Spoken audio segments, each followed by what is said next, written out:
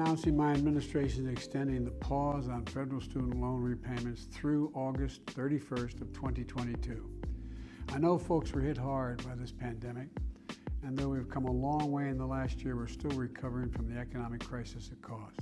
This continued pause will help Americans breathe a little easier as we recover and rebuild from the pandemic. If you need support preparing for payments to resume, visit studentaid.gov. Welcome and thank you for joining us tonight. We're talking about student debt cancellation and how the impact it has had on HBCU students and particularly people of color as well. We've been doing a lot of research, a lot of advocacy, and a lot of organizations who have student debt cancellation by way of executive order from President Joe Biden, asking for $50,000 for broad cancellation per borrower. So what we wanted to do tonight is have a candidate conversation with some amazing leaders, activists, organizers, and students to talk about what does student debt cancellation look like to you, to your family, and how did that really help you through your HBCU experience, but not only that, life after college as well.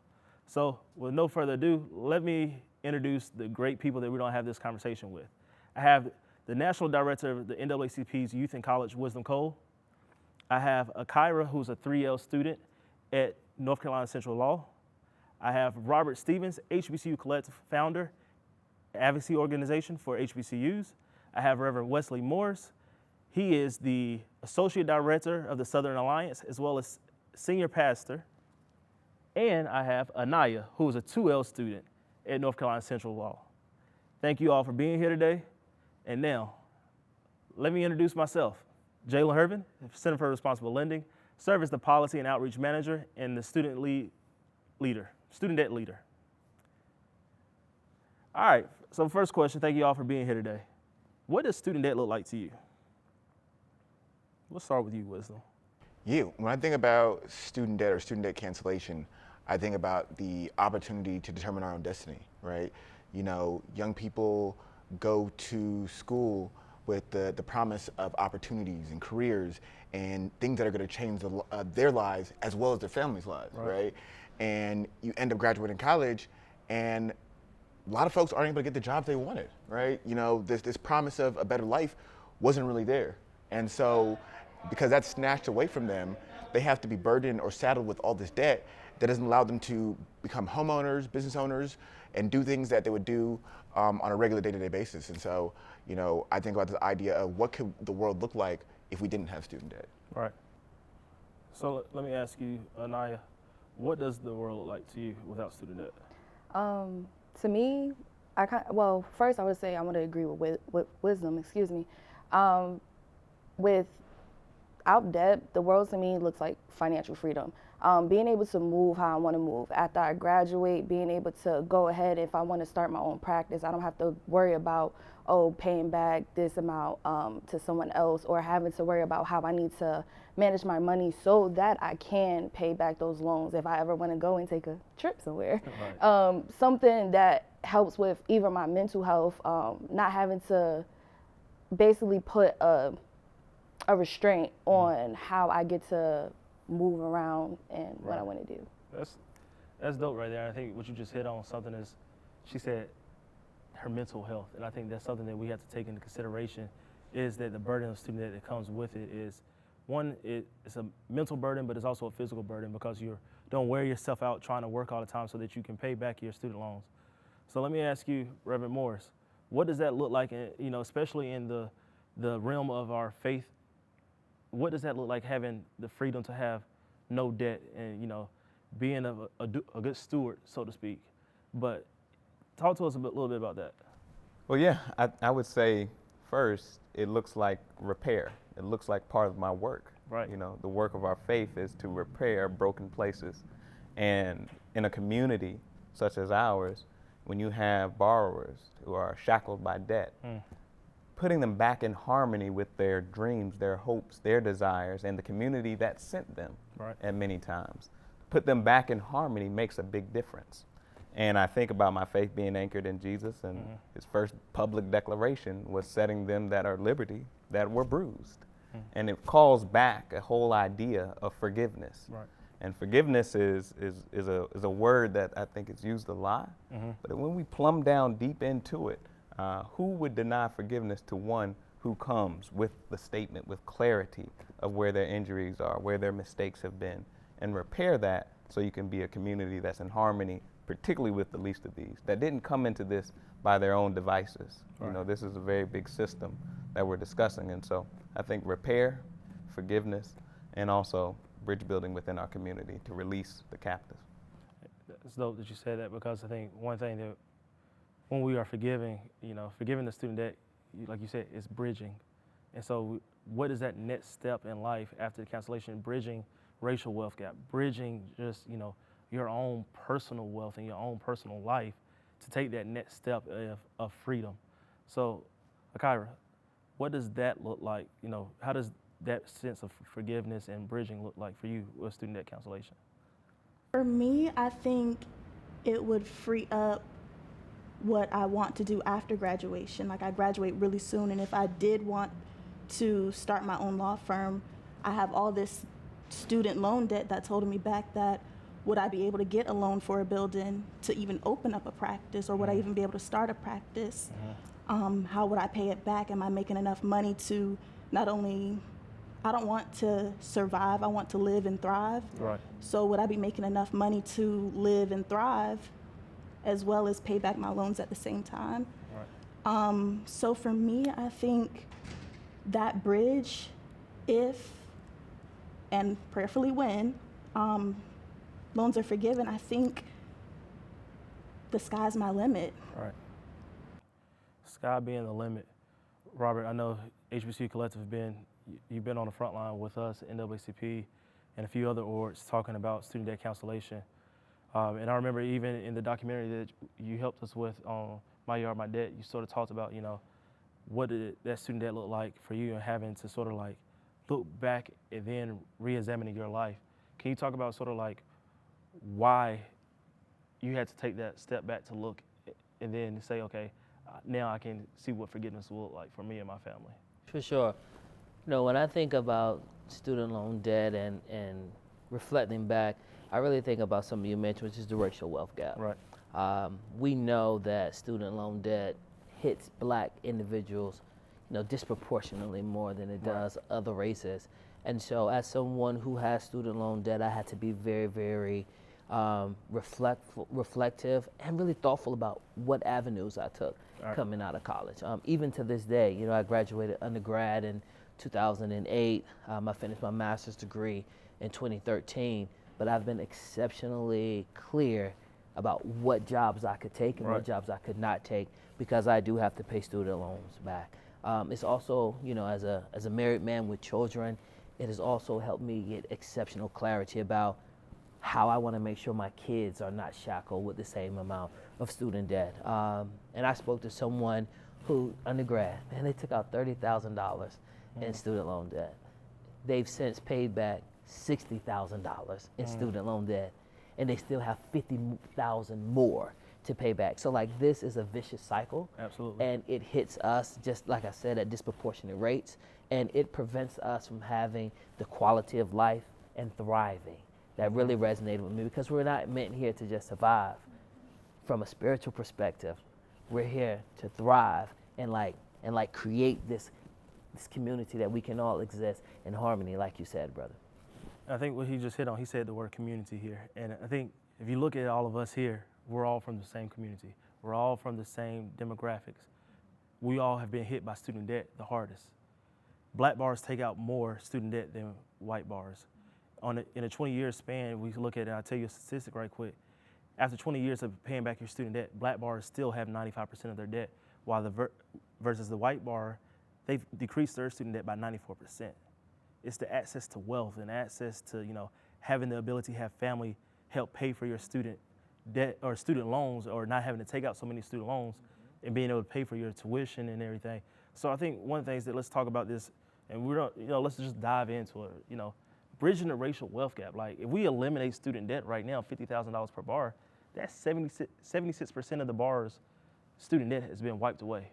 That's an immediate 40% increase in wealth for us as Black individuals in a Black community. So as a Black community, I think, you two as law students, Naya, y'all hit on having to be able to live life after, college. having the ability to say, okay, hey, I'm willing to, go into my career and I'm proud that I chose this career path, versus having to find a job that pays you what you deserve to be paid so you can pay back Sallie Mae, federal student aid. So I think, it baffles me. And so I think now let's just talk about, what has our families put together, and particularly the Black community, so that we can get to this point. And I'll be the first to say, I had to have my parents take out the Parent Plus loan just so that I can, attend undergrad. And then, once I get to grad level, then you get the Graduate Plus loan. But, why can't we have that access to wealth so that our families don't have to do that? That they can be able to say, hey, here's $1,000 right here to help pay your student loans. And I think we have to have these type of conversations. So I ask you, and how has the student debt crisis really impacted your family? I can say it has impacted my family a lot. So I am a first generation college student, and I'm the oldest in the household. So with me being in law school and then my brother being in undergrad, that's a lot of the loans is coming out for me. But in undergrad, it came from, if whatever I couldn't meet through financial aid, my mother did have to come out of pocket for it. And now the same can be said for my little brother. Whatever can't come out of financial aid for him has to come out of her pocket. And it doesn't make it better if you go to a school out of state, because now it's like you don't get the state government assistance anymore. So now you're paying more out of pocket, and then we know that out-of-state students have to pay, most times have a higher fee at public universities and whatnot. So when you think of that, but then when you think of you only have one person in a household that's bringing in income, but yet you have two students, it's like, okay, now I have to provide for two college students, one at a professional level, and then myself at home. It starts to put a stress on you. And I think one thing you just hit on, so CRL, we did some research around HBCU students, and we saw that a lot of our students in our survey that we were doing were sending back their refund checks to their family to help pay for bills, to help, put food on the table, pay for prescriptions or medication and stuff like that.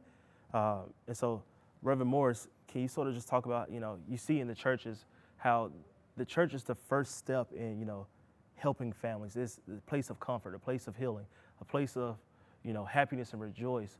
But how do you comfort, or how do you tend to your flock when you know that they have the burden of student debt? What words of encouragement, or how do you just sort of navigate that to give them, light?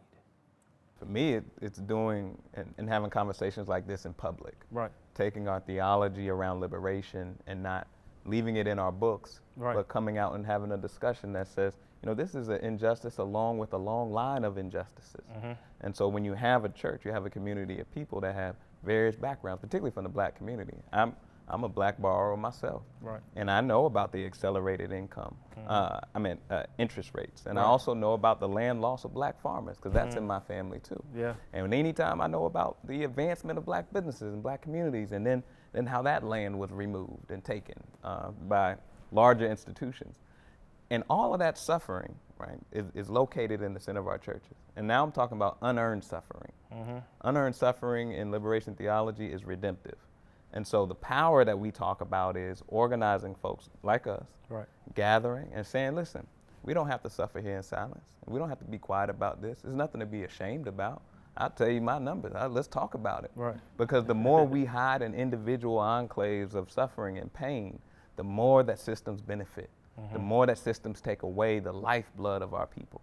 And I think that when we join our struggles with each other, a lot of good can come from that.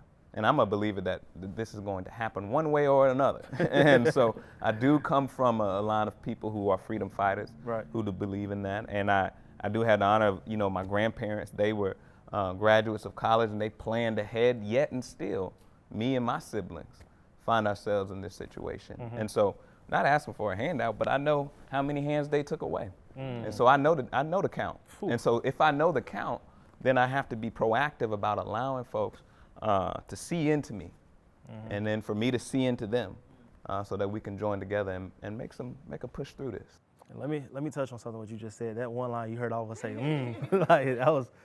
So let's look at right now. Right now, there's $1.7 trillion, close to $1.8 trillion in student debt. That impacts 44 million families. That's a lot of people. But let's talk about that as at our demographic.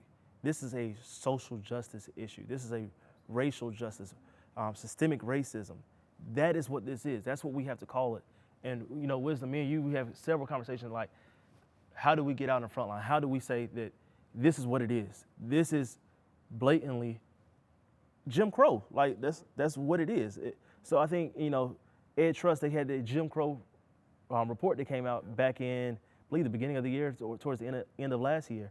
So talk to us a little bit more about, you know, how the NAACP and how you all have said, you know, this is systemic racism. This is preventing blacks from the opportunity of having the American dream. And, you know, me and you, we talked about having that American dream, and it's not just the white picket fence, but it's the ability to have your own home. It's the ability to start your own job.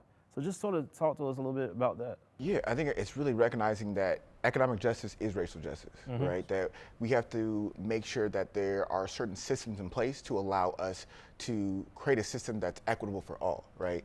You know, as black folks, we have a black tax, right? You were just talking about this earlier. Oftentimes we're sending money home. You know, we have other things and things that come up in our family that we have to take care of. And oftentimes, you know, folks will say, well, you know, you go to school, you graduate, and for the folks who are able to get jobs that are good paying, you know, oh, they should be fine. Well, you're not thinking about the debt to income ratio, right? You're not thinking about the debt that folks have beforehand that they still have to pay off and they have to account for, right? You know, I remember being in college and still having to send money back to my family, and even afterwards consistently doing that because that's part of our culture, right? We take care of our elderly, right? We take care of our mom, our dad, our uncles, our sisters, our aunties, right? Like there's so many people who are within our communities that are relying on us, right? And we're sent to these institutions to make it, to make sure that we come back, to make sure that we do something bigger than ourselves. But if we're not able to do that, right, we're made to feel shame or embarrassed. And so I really appreciate what you said about saying your number, right? Reverend Jesse Jackson talks about this all the time. The way you give a system power is by feeling shame, by being scared, by hiding from it. But when we say, hey, I got $30,000 in student debt, and for the last 8 years, haven't been able to pay any of it off, right? That is my reality. That's the world that I live in, right? This is how I'm affected. This is how my family is not able to advance, right?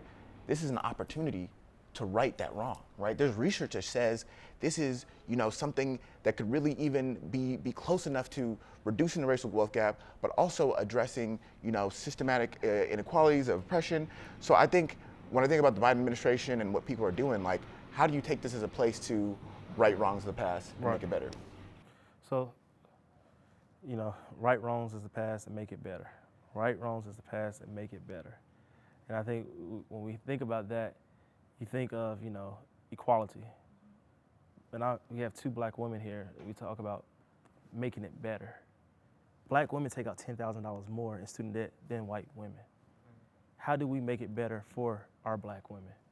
Kira, you know, how does that, what do you think that can be done? And of course, we all can say, erase student debt, $50,000. But, you know, there has to be a better program so that you have access to wealth to, you know, not have to take out $10,000 more. And then let's not even talk about, you know, how much more you have to take out when you hit the graduate studies, the graduate levels, and the doctorate degrees, because then those numbers are ridiculous. Absolutely. As far as, and of course I can't speak for all black women, but me specifically, in my opinion, there needs to be more grants, more scholarships directed to black women. Right.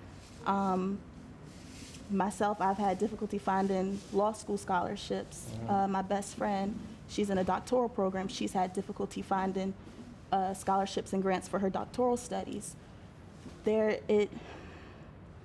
Honestly, I'm not sure, because this has become the norm. This is what we're expected to do. We're expected to take out all these loans to get to these high levels of education, Right. so we can give back to our families. And honestly, I'm just not sure how we change that. It has to start from, honestly, it has to come from the top, I think, because if the top is where the money is, it has to be trickled down to us for us to get it. Right. You just hit on, she said the top. Think about that. We know that there's one person that has the ability to cancel student debt, and he's Chief Commander of the United States of America, President of the United States, Joe Biden. Robert, you know, what can he do? You know, there's this memo that's been hiding in the White House that's redacted, that everybody's seeing in pink redaction about council student debt. But we know he has the power, but what does that power look like for the black community? What is being offered from the cancellation? Yeah, so I think that these are all amazing topics. I want to hit on something that Ankara just said. She said that she's had trouble finding like scholarships and grants for school. Her friend has had difficulty finding scholarships and grants for PhDs. Like, it's not a one-size-fits-all solution to this. I keep going back to you, brother, when you talk about like faith. You know, my father was a pastor, so I'm deeply rooted in my faith. I grew up in the church, and I see the church as, you know, a healer, but I also see government, and I believe that government should take care of its people. I believe that fundamentally. And I think that what we've seen over the years is the cost of school continually increase, but we haven't seen the Pell Grant continually increase to cover that. When I went to undergrad, the Pell Grant covered a decent amount. It didn't cover all, but it covered a decent amount. Nowadays, a Pell Grant is a drop in the bucket. So not only do we need President Biden to cancel at least $50,000 of student loan debt. We didn't cancel it all. Let's be honest, right? So like 50,000 is the bare minimum. We want it all canceled. That's the first thing. The second thing that we need to understand is we have to increase the amount of money the Pell Grant, right? Like because we can't expect. When we look at inflation and how much inflation, I mean, the dollar has, we've lost like the purchasing power. We haven't seen the same sort of purchasing power be included in the Pell Grant. And so we need to increase the Pell Grant. But at the heart of this, we talk about this, is poverty. And we need to understand that the government has a responsibility to take care of its people. And when we think about us, you talk about organizing, like building this thing from the ground up. Like, we have to unite. We have to make our voices and our demands heard, and government, members of Congress, whether you're in the House or the Senate, President Biden, you all work for us. We are the people. And if the people are calling for this, they need to be action-oriented, listen, and cancel student loan debt. Lastly, I will say this. In 2017, because you talk about the top, in 2017, members of the House and the Senate and the president at the time gave the wealthy $1.5 trillion tax cut. If we can give Wall Street a $1.5 trillion tax cut, we can give Main Street that same thing. And we talk about when we help people who are the least of these, we call it subsidies and government handouts. And that's not what this is. This is people needing help to erase a long history of racial discrimination, economic discrimination, and to make a level playing field. We're not asking to give us this handout like you said. We're asking to level the playing field, and we all know that if we do that, people who are sitting around this dais, this area, individuals who are at home watching this, we will have that level playing field, and we will be able to compete, and we won't have to worry about putting our dreams aside because we have to pay student loan debt. And that's what the heart of the matter is. That's what President Biden needs to do, and that's what we're all calling for and are demanding for. Good point that he brought up there is what the government can do. And I think that's what the lack of has gotten us to where we are right now. The lack of having involvement, the lack of hearing and being, you know, we use the term statesman or stateswoman. And I think of, you know, Representative John Lewis or Representative Elijah Cummings, who they listen to their constituency. They listen to, you know, what's at stake here? What can I do to help you all out? And I think about it is we talk about civil rights movements and we talk about the leaders of yesterday and now even the leaders of today and tomorrow. What is being done to change what is, I'm gonna take care of Wall Street, I'm gonna take care of, you know, the CEOs and the presidents, but who's taking care of us? Who's taking care of, you know, hey, I just need you to cancel student debt. If you cancel student debt, For 2 years, I've been able to afford to make sure that my kids have food on the tables during this pandemic. For 2 years, I've been able to make sure that my car is finally repaired and I don't have to just get a temporary Band-Aid put on, you know, an AC leak or my transmission or whatnot. For 2 years, yeah, purchase homes. And I think there's the narrative, but let's talk about that for a second. There's this narrative that, oh, during the 2 years that people have seen an increase in home ownership. Yes, there's been an increase in home ownership, but let's dial into these numbers. How many of them are people of color? We still haven't had the opportunity to purchase our homes because we still have, you know, other obligations, families, or other things that have been able to be taken care of during this time frame. So if we cancel student debt, that 40% increase, oh yeah, for sure. We don't go ahead and get our land. We don't go ahead and start our business. We don't go ahead and do whatever we have to do. But then after we cancel student debt, we also got to make sure the government continues to take care of us. How do they continue to take care of us? Because, you know, we're always going to be on the front line advocating. The church is always going to have its doors open for its people. NAACP is always going to do what they have to do. Students and women, and don't even get me started on how black women are always at the forefront of the movement, not supporting, but leading the movement. And then we're always, HBCUs are always going to be there because we are breeding leaders of today, tomorrow, and yesterday. Well, I think it's a question of what do we fundamentally believe in America, right? This question of, you know, I think about this quote by Malcolm X that says, you know, education is a passport for our future. And if we believe that education is a passport for our future, and education is a fundamental right for every American and every person who is here in this country, then shouldn't education be free? It's a public good. But then let's talk about that for a second. It is a public good. So then we have to make sure the programs like public service loan forgiveness, income-driven repayment are set up and fair and inclusive. Those programs are the ones that, you know, we spend 20 years on IDR, and the white bar, they get 94% of their student debt erased, while we're still paying at the same rate, but that interest is still accruing. We don't have that extra wealth in the asset. So I think, you know, let's talk about this for a second. And I'm gonna ask you a question, and then we'll chat about that one, or have that. But if you had 30 seconds with President Biden to talk about student debt, what would be the first thing that you'll bring up to tell him why he needs to change cancel student debt? Honestly, I would be straight up and I would tell him I'm a 25-year-old black woman who has $180,000 in student loan debt. She said period. But I mean, like, for you, 30 seconds. Will. I think for me, I'd just say, like, what I'm hearing is the biggest pushback is that it will help white, rich doctors and lawyers. And I was sharing with him that, you know, data shows that we have elderly individuals whose Social Security are being, you know, garnished because they're paying student loans. And so, like, this isn't, like, people are worried about CTC, child tax credit, and ways to get, inflation is going crazy, ways to get dollars into people's pockets. If you want to have an immediate impact, cancel student loan because it hits individuals from the very top to the very bottom, and that's what I would say to him. What about for you? For me, it would just be the overall idea of relieving some stress, because you think about it, you have this push out of high school of go to college, get a higher education, but then it's just like, how am I supposed to afford it? And then you have students like, yeah, they be like, oh, you can rely on a refund check, but you do realize you gotta pay that refund check back because that's coming out of loans.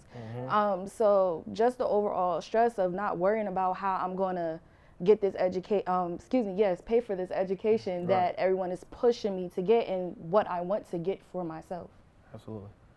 You know? I would tell President Biden, dare to dream, right? Dare to dream of a world of me minus student debt. You know, what does that really look like? You know, when we think about building a strong economy looks like, to me, black people buying homes, black people starting businesses, black people have, you know, money to do whatever they want with it, right? Like, we need this, we want this, and this is an opportunity. And to that point about this white borrower at Harvard University and them benefiting that person's not taking out student debt. It's our community, it's our people. We're the ones who are most impacted by it, right? Support us, help us, right? Because when you help us, it helps everybody, right? People be thinking we're just talking about black people. No, we're talking about all of America. All of America grows from this, right? This is an opportunity to transform this world like it's never been before. So I think one of the things that we just talked about was sort of, how the government can be more involved, how we can be more, upfront. But let's talk about what our black communities, and particularly HBCUs, can do to advocate, to be more engaged and more active around this issue, because I think that's the thing that we are lacking is the presence of our HBCU leaders.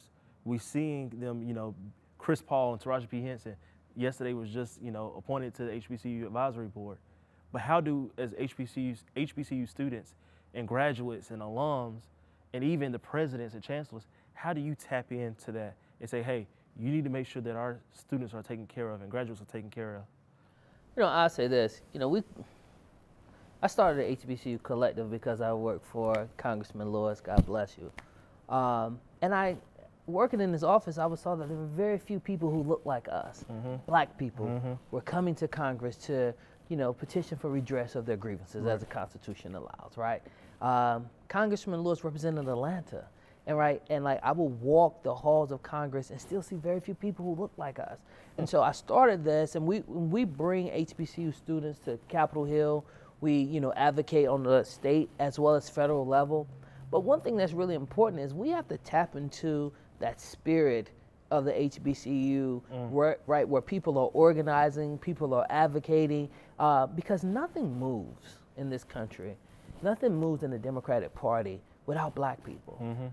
Black people, specifically black women, shout out to you all. You all are the bedrock of the Democratic Party. And one thing that you mentioned was like this fear and how we're not, and how we're being left behind. And we cannot continue to give our vote away for free. And when you see other groups, other segments, other demographics, they get stuff in return for their vote.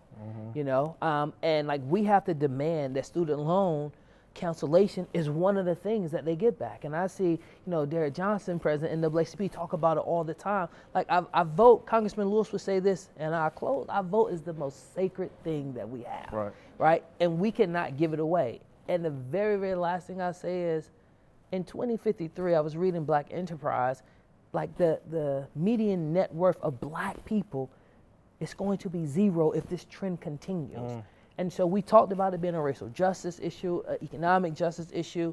HBCUs produce lawyers, doctors, scientists at a rate that pales in comparison to PWIs, predominantly white institutions. So we have to build up that advocacy, that organizing spirit, so that when we walk through these halls, we graduate, we go on to be successful, as I know we are going to be. We have that spirit, that deep fire within us that tells us that we cannot continue to give our vote up. We have to run for office ourselves. And I think that's a real big key. We're not going to see a lot of change in this country until people our age, until this generation starts to run for office, because we're not wedded to the old ideals of, you work hard, you can be successful. You can work hard and you can still not be successful, because the system is set up a lot of times for people who look like us not to succeed. And so when we get into office, we're going to change the system and we're going to make it such that it works for everyone. And I think that that'll be the big difference. I like what you said about walking through the hallways and not seeing that many faces that look like us.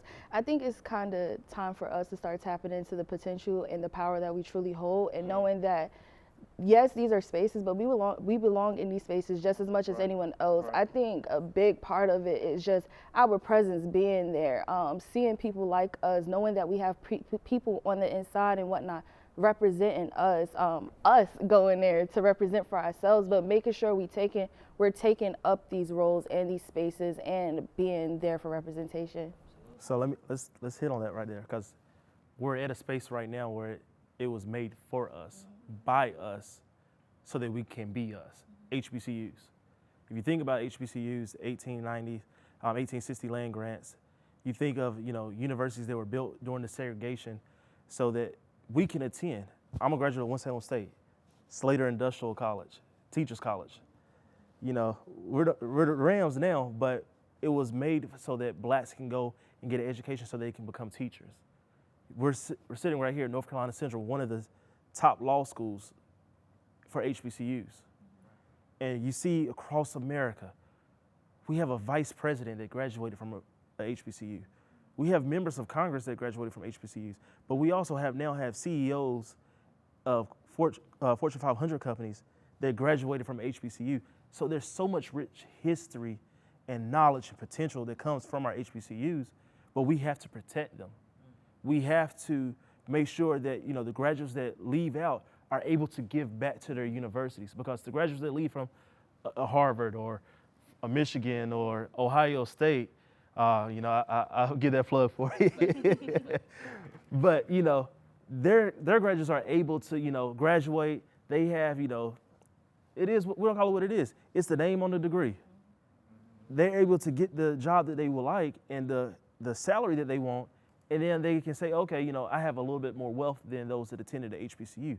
It shouldn't be like that, because honestly, let's be realistic. Any one of us can take a job and say, hey, I graduated from North Carolina Central University, and then say, oh no, I graduated from Harvard University. What do you think the chances of that would look like? What does that look like? The one with Harvard is going to probably get the job, probably get the higher salary, but it shouldn't be like that. That's the reality that we live in. So if we protect our students, now they can give back to their universities.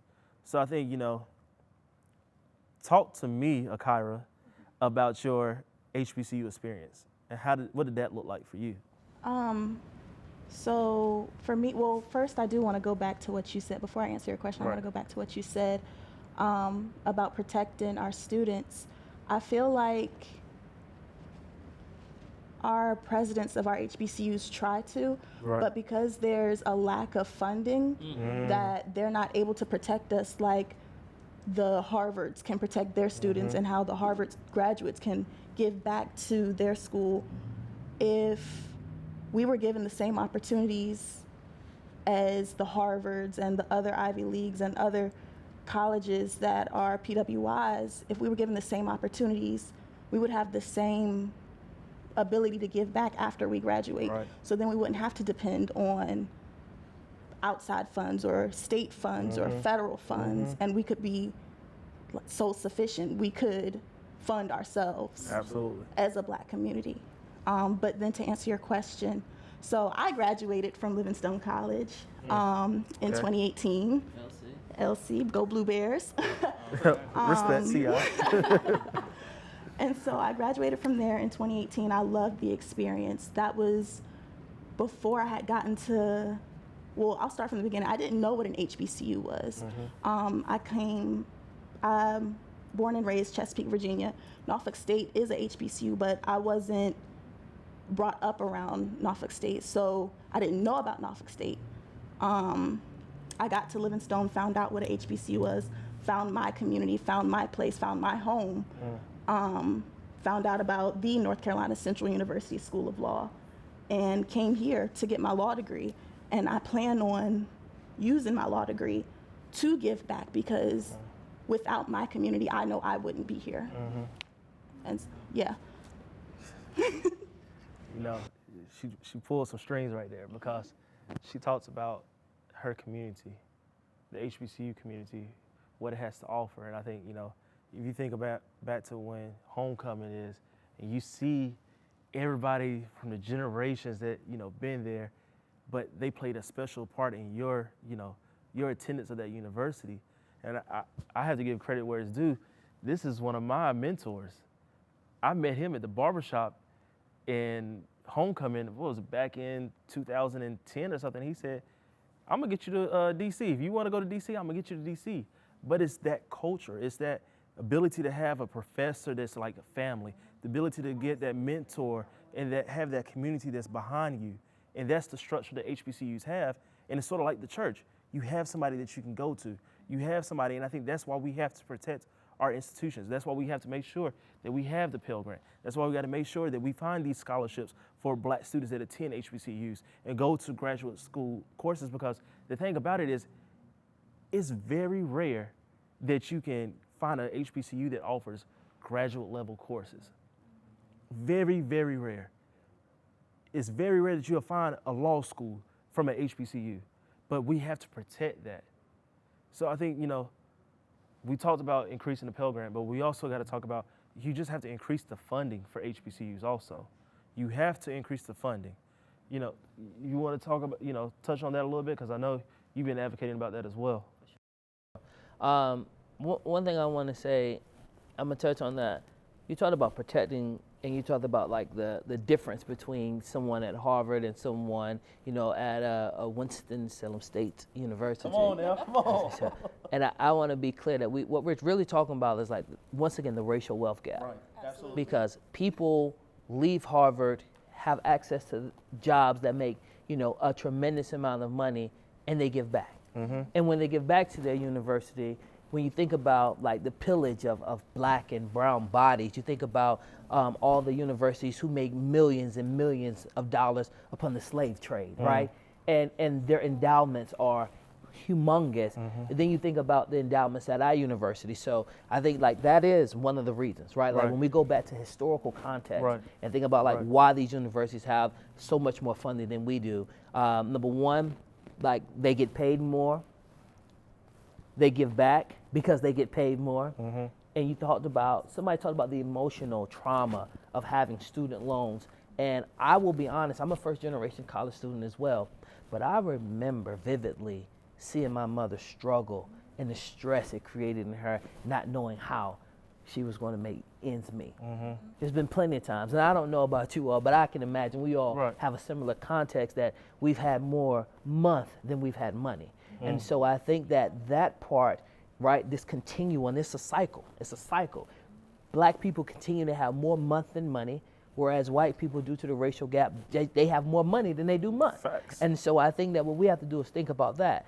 And all of this comes back to our advocacy, because people, they will move when we make them move, right? And so what we cannot afford to do, and I like to say, go on all the days, right, where we sit back and we just watch things happen to us.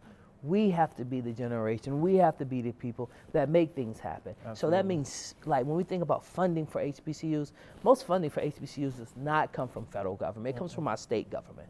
And what we've seen is, especially in most HBCUs exist in the South. And we know what the political dynamics of the South are. We know who control the legislators. We know that it does not tend to be people who look like us. And so I think that one key thing that we can do is we can make the committed and concerted effort to run for office. HBCUs can be incubators for people running for state, local government, because nothing is going to change until we get in and write these laws. And at the heart of everything is poverty. And I think that if we want to fix poverty, if we want to fix the racial wealth gap, if we want to fix all of these diseases that ail us in this system, we have to be the one writing the laws. And until that happens, we're not going to see the change. But I know and believe that we will see it. I think on that point, there's a release of debt, right? And then when you release the debt, it opens you up to join other struggles, join other fights. Not asked to be released just to kick it on the beach. Come on. We have work to do. Right. And at the HBCU, they foster the spirit of serving your community, building power in your community. Right. You sit down and have an interview with an HBCU student. Ask them about where they come from. Ask them about their goals. Ask them about their desires, their vision for the hopes for the future. Then you do the same for folks who are making these loans. Ask them, what's the goal of your loan that you're offering this student, the interest rate? What's the outcome, of what you're trying to do? Put that on a scale and think about it.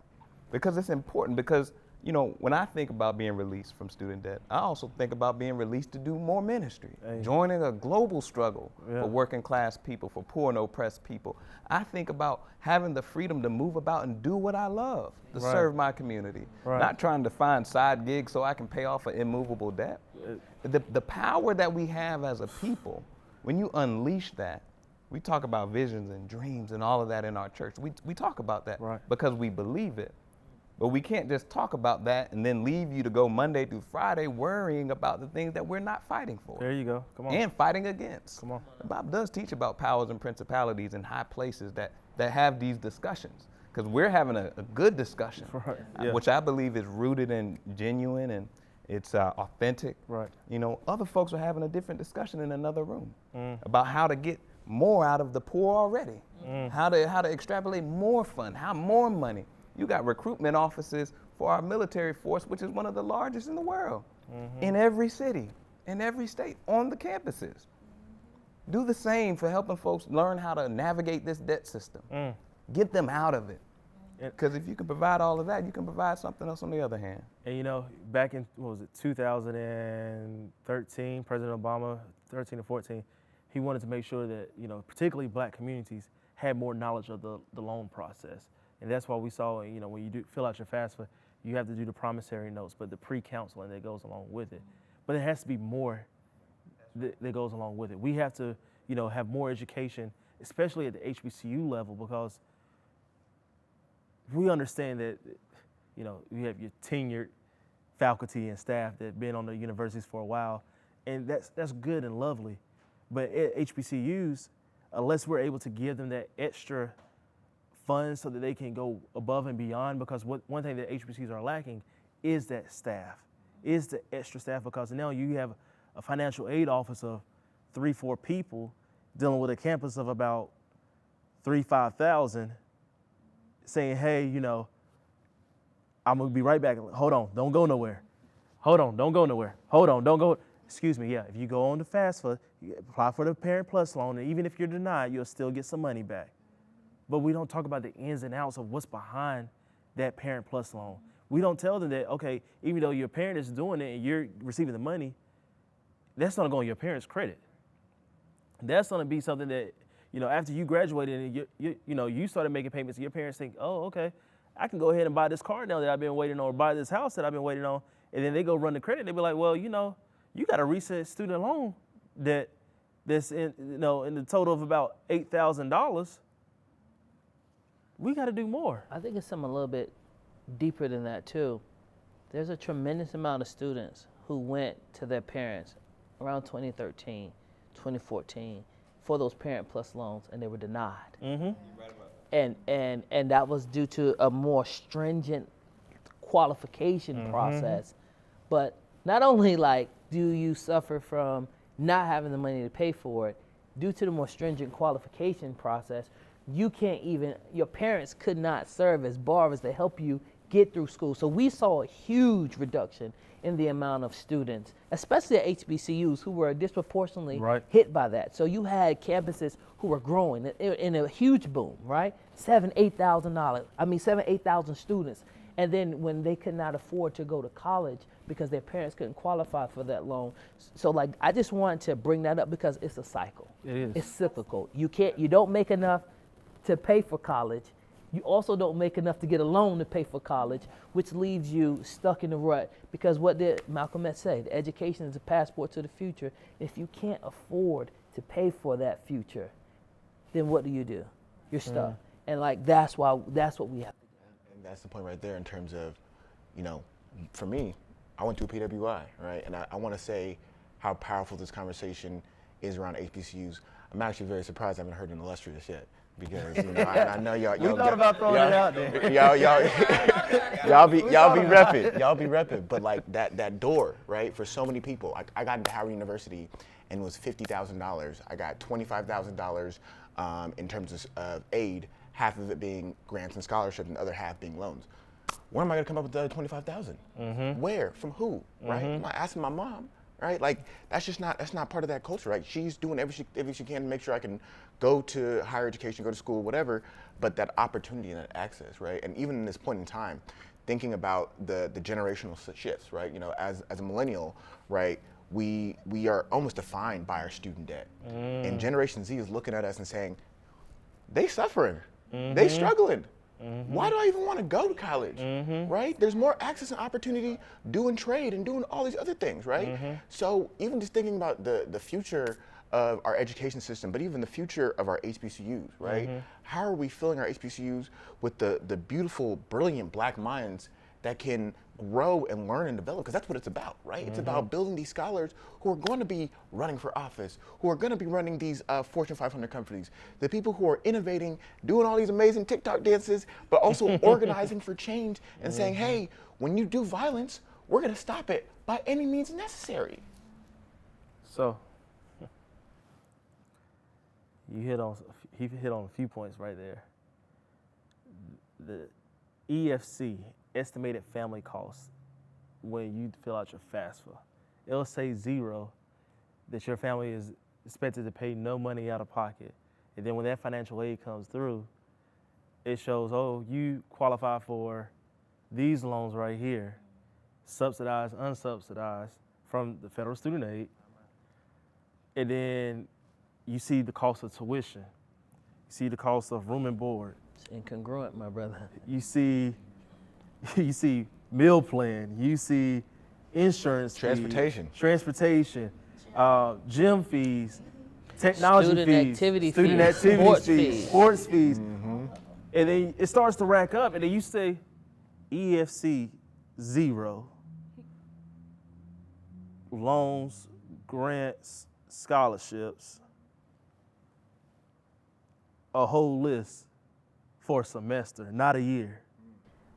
And it don't even cover the supplies you gotta buy once you get in, because you still gotta get books, books, laptops, come all on that. Not to mention rent, food. Especially if you live off campus, and a lot of students are starting to say, oh, I'll just live off campus and get a refund check and pay for my tuition that way. That's all fun and dandy, but let's still put, after I move all this over, subtract what came out from what I received in rewards and aid, I'm still left with a lump sum, like you said, $25,000, $30,000. Something's not adding up. We're talking about 17, 18, 19-year-olds, 20-year-olds, and even older students, right? And folks talk about that they signed the paper. They signed up for this. And I'm saying, well, other folks signed another document too.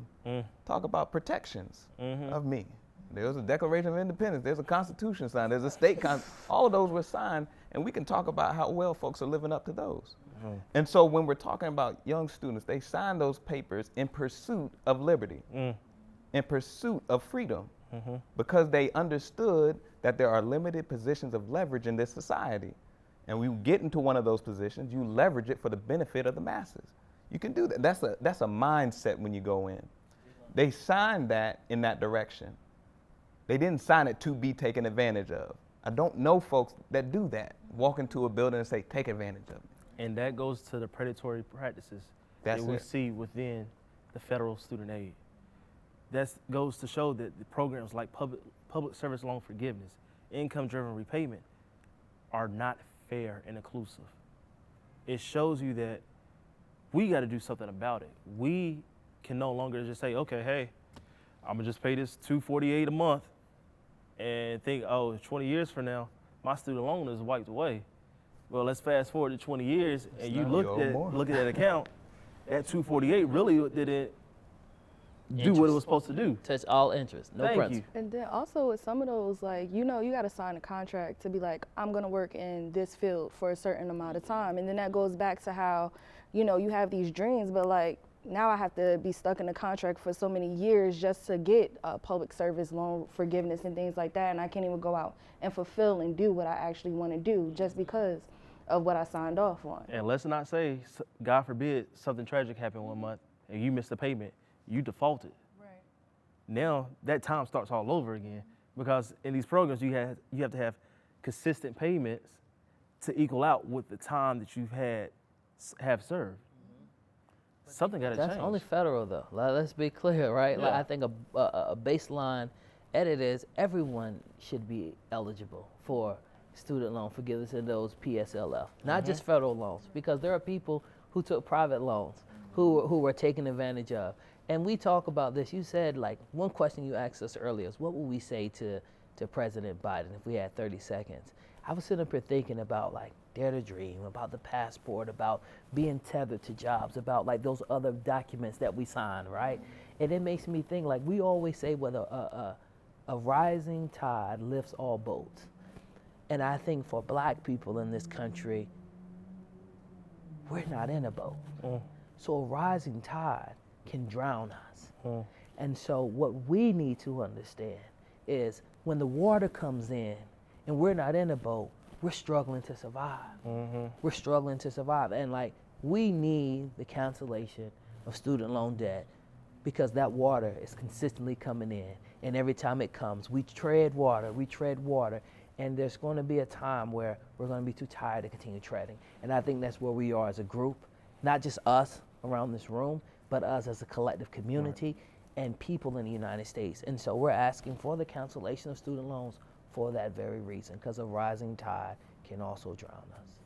And I think, thinking of that, and that's a great analogy, is as the HBCU, and we talked about, you said the presidents they're doing all that they can do. The chancellors are doing all that they can do. The church, they're doing all that they can do. Now it's a matter of all forces coming together. It's time that we all unite, and it's not just blacks, but it's other demographics that come together as well. It's other genders that are coming together as well. Other economic classes coming together, because now, while yes, this hurts us more as a collective, this is still one country. This is still, something that we all have to say, hey, I would like for my brothers and sisters to be able to have the same freedom that I'm able to have. We all think about it, we talked about this offline a little bit, was the ability to vacation a little bit more, the ability to relax, the ability to, just go and see a new country and be free, and the American dream.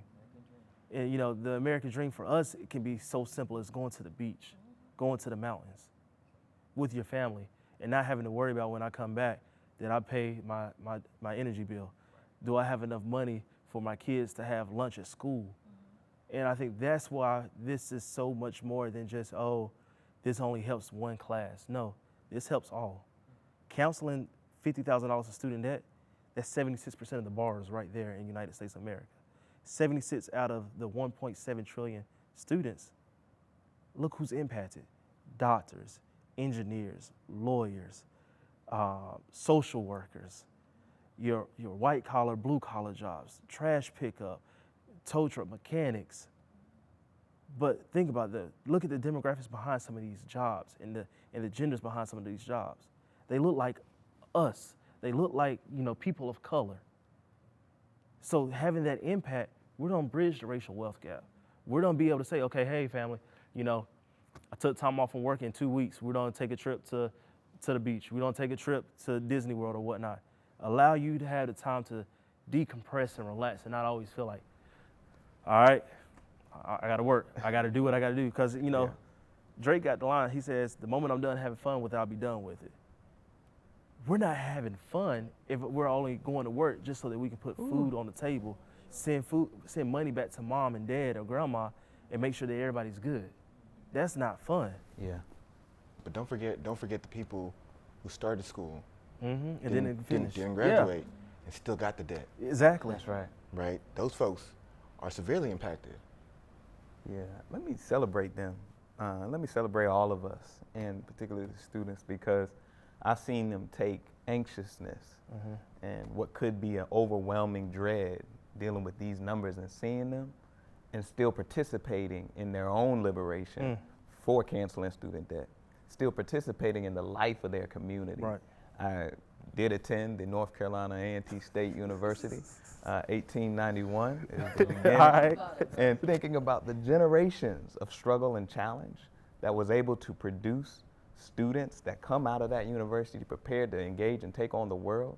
And yet we're still dealing with this issue, but it hasn't stopped us from being who we centrally are.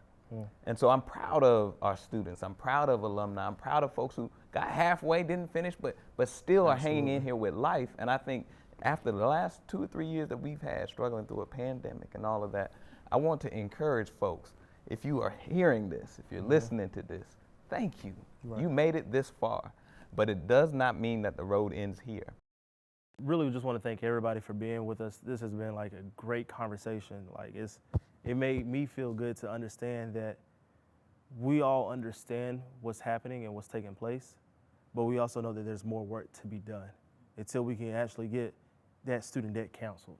And we can actually say, hey, job well done. Now it's time for our next fight. It's now time to advance the next movement. And so I want to thank you for taking the time to join us today. We wish you all the best in continuing your advocacy for student debt cancellation. And so to all those watching, thank you for tuning in. But most importantly, if you have a story about your student debt, or if you want to be more involved in this movement, you can go reach out to responsiblelending.org. You can also do hashtag cancel student debt. We are trending. We will stay trending until we have student debt canceled. President Biden, it's up to you to cancel student debt for $50,000 per borrower, to bridge the racial wealth gap and to give the opportunity to communities of color so that they can have their American dream. So until then, until we see student debt canceled, Aluta Continua, the struggle continues. See you next time.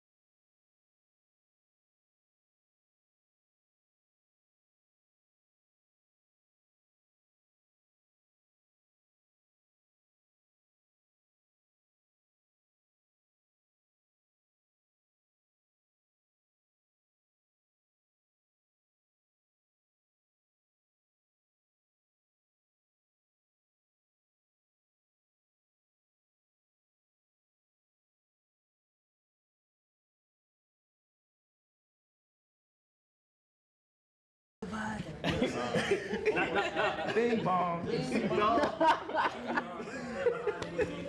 Joe Biden. So we can get this picture real quick. I'm gonna, me and Jared are gonna It jump was in hard for behind me y'all. not to be That's like straight. Uncle That's Joe. quick. I'm gonna try to Come on. squeeze. You know I can't squeeze but so much, but I'm gonna try my best. There we go. There we go.